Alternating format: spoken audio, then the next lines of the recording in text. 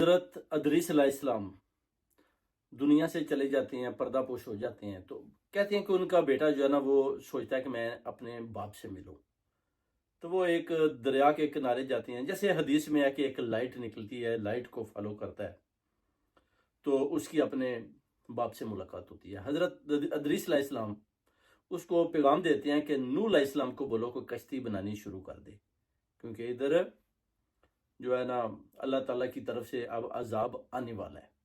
تو یہی بتاتے ہیں کہ جو حضرت ادریس علیہ السلام کا یعنی یہ چوتھی نسل ہے، یہ نوح علیہ السلام کے یعنی چوتھی نسل، اور یہ جو حضرت ادریس علیہ السلام کا بیٹا ہے یہ نوح علیہ السلام کو پیغام دیتا ہے. یعنی اللہ تعالیٰ پیغام حضرت ادریس علیہ السلام کے بیٹے کے تھرو نوح علیہ السلام کو دیتے ہیں کہ کشتی بنانا شروع کر دو، تو وہ کشتی بناتے ہیں.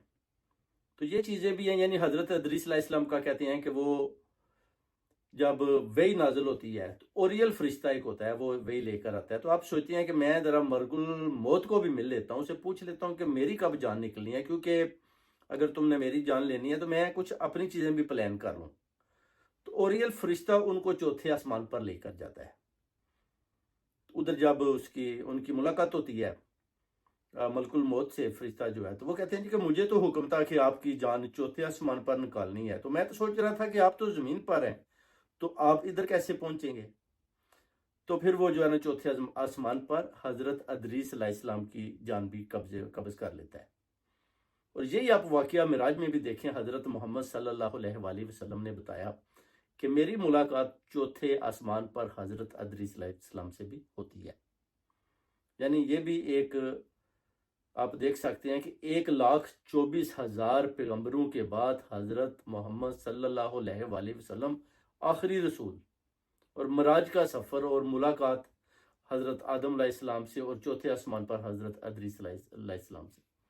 یعنی ایتھوپیا کا جو آپ دیکھیں نا نجاشی تھا، جو بادشاہ تھا، کنگ تھا، جب آپ نے اس کو خط لکھا تو بڑا پیار اور محبت بھرا وہ خط تھا کہ بائی نجاشی. اس طرح بتاتے ہیں کہ جو ایتھوپین بائبل ہے، بک آف انو، اس کے اندر بھی آپ دیکھیں کہ حبشہ کی جو زبان ہے نا 30 صحیفوں پر وہ جو نا مشتمل ہے.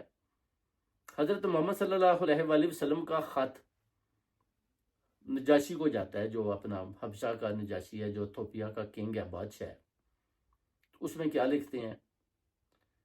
یعنی وہ آپ دیکھیں کہ کرسچین ہے، اور اس کو خط لکھتے ہیں کہ آپ کا ایک نبی آپ کی ایک بک